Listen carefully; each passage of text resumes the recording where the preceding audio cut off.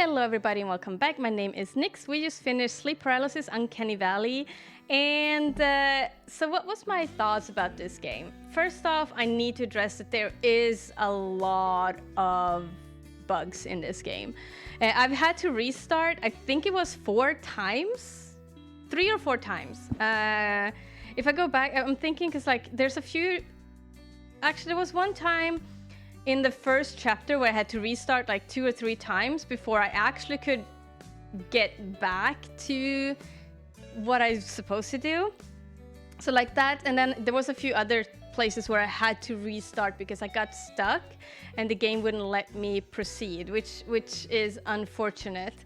So that one, honestly, there's a lot of bugs. And then there is, I think it is a visual bug where sometimes when I'm laying in bed, like the house is flickering behind me and it becomes like a flickering. So like, I'm really glad that they did highlight that there might be a visual or like photosensitivity people that might not be able to play this or should be careful.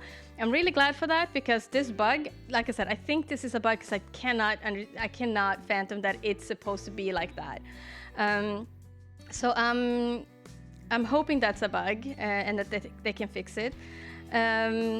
Other than that, I think the story was kind of interesting. I liked the fact that he was sleeping and he had to face his old fears, which was nice.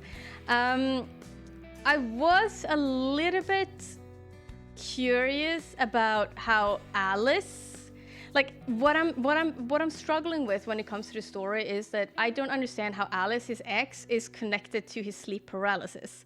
Like, yes, she was a bitch. She was a total bitch.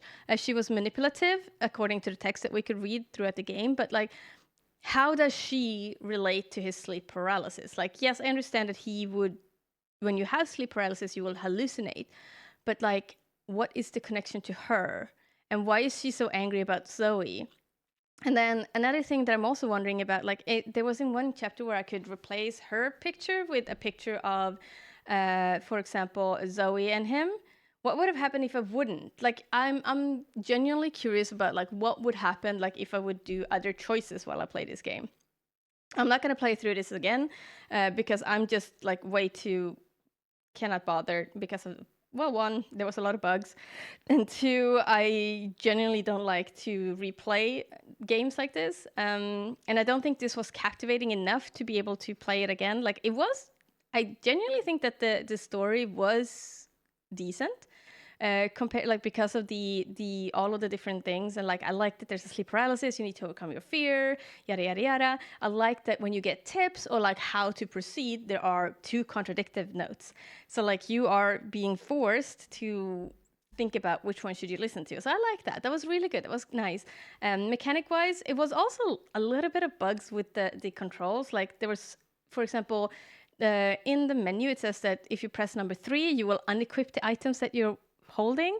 I tried that, and what it did was it was just leaning my character. Oh yeah, also there was a bug at the time in the beginning where I ended up doing something, I can't remember what I was doing, and then suddenly like my whole screen was shifted. Like it was tilted, which is like also weird. So yeah, there is a lot of bugs in this game, unfortunately. Story is nice, mechanics are okay. There are a lot of issues with the keybinds, in my opinion. Not only the unequipped one, but like I felt like there was a little bit of bugginess when it comes to like the E and the interact button. I think those were a little bit, I don't know, maybe they were supposed to be the same function, but I felt like sometimes you needed to use E and sometimes you needed to use the mouse button. And then there was a time where you can pick up a lot of items, but you couldn't use them, which was like really weird in my opinion, because I genuinely wanted to, for example, there is in one of the chapters, the warehouse chapter, you're supposed to, it gives you a clue to like watch the tape. And I could not watch the tape. I could pick up all 3 tapes, but I wasn't able to watch them. And it still frustrates me to today why I wasn't, I just finished the game. So like, it still frustrates me that I wasn't able to watch them because I really wanted to see, because they're talking about the Uncanny Valley. And as someone who is not, how to say, like, as someone who doesn't know about what that, like, I don't know what Uncanny Valley is. Is that some common phrase? Is that something related to sleep paralysis? Is the Uncanny Valley? Is that something like a known terminology for something? Like, I don't know. And so like I would have wanted to see those tapes, because I think that that might have been the time where you could have figured out a little bit more. And also I'm trying to figure out like how do, like when you look back on the story and all of the things that happen in each chapters, like it felt like, okay, so this game is called Sleep Paralysis, the Uncanny Valley, but it was only the warehouse one that was actually addressing something called the Uncanny Valley, unless I missed it in the other chapters. It could have been, but then like where, how, why, like there's a lot of open questions here that I feel is unanswered. Maybe they're supposed to be that way. I don't know. I personally don't like that, but that's just my opinion. So yeah, would I recommend this? And this is such a hard question, because like I was thinking about this when I was playing this, because I think that there's great potential in this game. Like if you fix the bugs, for example, and if you potentially add a few notes to kind of tie up the chapters a little bit better and tie all of the chapters into the Uncanny Valley and explain what that is, maybe I actually probably would recommend this game in that case. But as it is right now, in the state that I played it today, because I had to restart the game so many times, and because there was so many unopened questions, and because there's so much, like, I don't mind games being mysterious, but there's still like just a lot of unopened question or open question that I just don't know.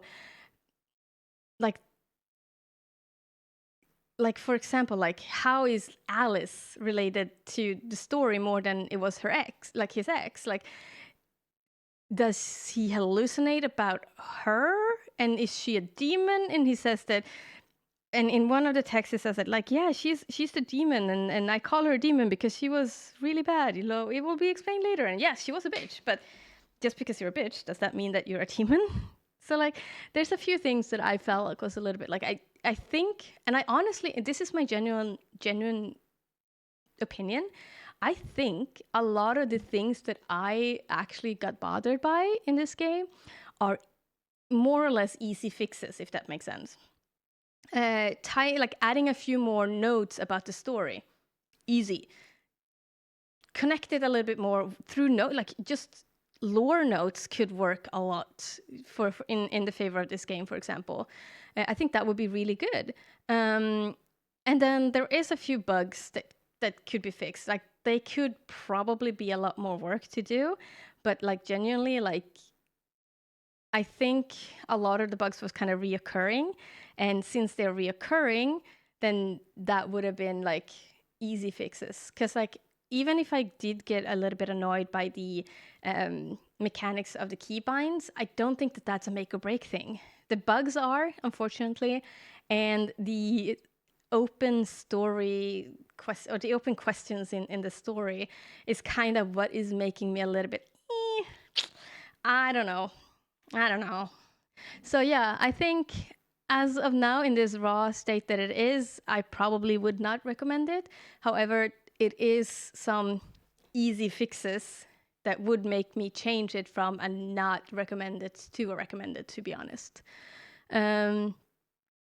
Yeah, I think that's it. Thank you so much for watching, and I hope I will see you next time. Bye!